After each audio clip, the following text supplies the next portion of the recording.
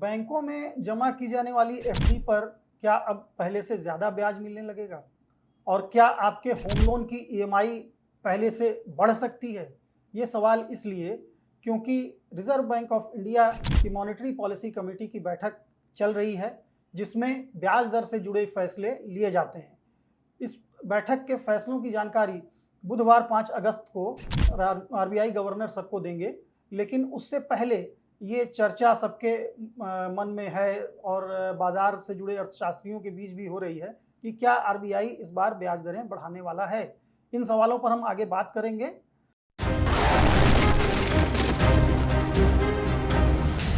नमस्कार, मैं हूं विप्लव राही और आप देख रहे हैं बोले भारत। दरअसल रिजर्व बैंक ऑफ इंडिया की बैठक में जब भी ब्याज दरों के बारे में फैसला किया जाता है तो वो फैसला कुछ इंडिकेटर्स के आधार पर किया जाता है। वो इंडिकेटर्स तय करते हैं कि आरबीआई ब्याज दरों के बारे में क्या फैसला करेगा। तो अभी बैठक में क्या बात हो रही है, फैसला क्या होगा, इसकी जानकारी तो किसी को नहीं होती, लेकिन इकोनॉमिक इंडिकेटर्स क्या कह रहे हैं उनके आधार पर हम ये अनुमान ज़रूर लगा सकते हैं कि किस तरह का फैसला आने के आसार हैं। तो उन इंडिकेटर्स की अगर बात करें तो सबसे महत्वपूर्ण चीज़ उसमें होती है महंगाई की।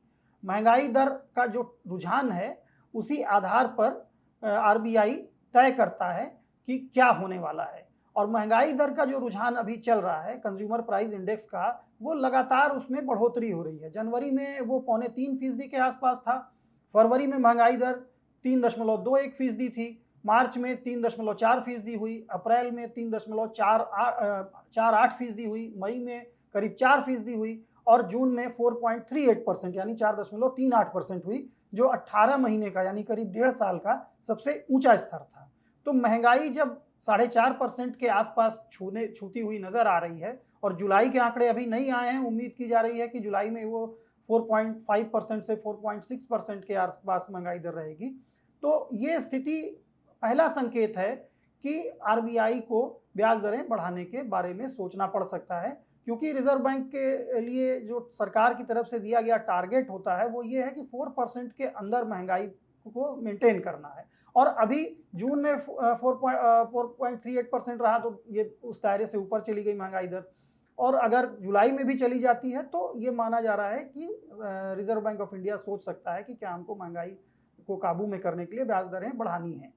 और दूसरा कारण ये है कि जब भी आरबीआई फैसला करता है तो वो केवल इस आधार पे नहीं करता कि महंगाई दर क्या है, वो ये भी देखता है कि क्रेडिट फ्लो और डिपॉजिट की स्थिति क्या है।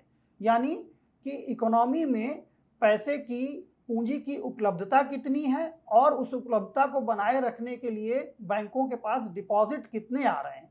तो आरबीआई का जो लेटेस्ट डेटा है 15 जुलाई 2026 का, वो बता रहा है कि बैंक का क्रेडिट यानी बैंकों की तरफ से कारोबार के लिए दिए जाने वाले या होम लोन के लिए दिए जाने वाले कर्ज में जो बढ़ोतरी है वो सालाना आधार पर 17.7% है, जबकि इसी दौरान डिपॉजिट की ग्रोथ केवल 12.7% रही। यानी बैंक के पास कर्ज की जितनी डिमांड आ रही है उतना उनके पास नए डिपॉजिट्स नहीं आ रहे हैं। और ऐसी स्थिति में बैंकों को अपना फंड फ्लो बनाए रखने के लिए पहले से ज़्यादा डिपॉजिट जुटाना होगा, और डिपॉजिट जुटाने के लिए उनको ब्याज दरें बढ़ानी पड़ सकती हैं, क्योंकि ब्याज दरें बढ़ाएंगे तो लोग ज़्यादा पैसे उनके पास जमा करेंगे। इस वजह से भी ये माना जा रहा है कि ब्याज दरें बढ़ाने का फैसला रिजर्व बैंक ऑफ इंडिया मौजूदा बैठक में कर सकता है। इसमें एक प्रेशर और भी है कि ब्याज दरें बढ़ाने का, कि सरकारी जो सिक्योरिटीज़ हैं, जीसेक हैं, उनका 10 साल का जो रिटर्न है वो भी काफ़ी ऊंचा है, कंपैरेटिवली 6.8% के आसपास है। तो उससे कम्पीट करने के लिए भी बैंकों पर ये दबाव है, बॉन्ड मार्केट से कम्पीट करने के लिए, कि वो एफडी का रेट बढ़ाएं। तो अगर ये सब चुनौतियां ध्यान में रखी जाएं तो इस बात की काफ़ी संभावना बताई जा रही है कि आरबीआई की बैठक में ब्याज दरें बढ़ाने के मसले पर विचार जरूर होगा। अब फैसला होगा कि नहीं ब्याज दर बढ़ाने का, ये हम नहीं कह सकते। और इस बारे में जो अर्थशास्त्रियों के सर्वेज आए हैं अभी तक, वो कह रहे हैं कि इस बार हो सकता है कि स्टेटस को ही बना रहे, यानी ब्याज दरों में कोई बदलाव ना हो। लेकिन जो आउटलुक इकोनॉमी से जुड़ा हुआ, ब्याज दरों से जुड़ा हुआ आरबीआई जारी करेगा, उसमें इस बात की चर्चा हो सकती है कि आने वाले दिनों में ब्याज दरें बढ़ सकती हैं।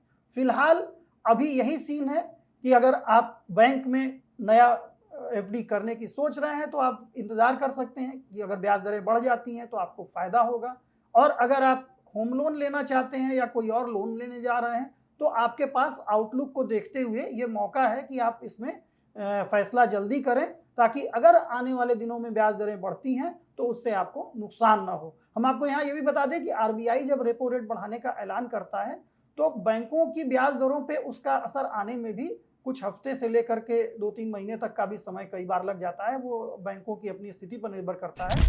तो उस वक्त भी थोड़ा वक्त मिलता है कस्टमर्स को अपने इन्वेस्टमेंट से जुड़े फैसले करने के लिए। फिलहाल अभी इतना ही। आरबीआई के फैसलों की जानकारी सामने आने के बाद फिर उसके जुड़े हुए महत्वपूर्ण बिंदु लेकर के हम आपके पास फिर से आएंगे। धन्यवाद।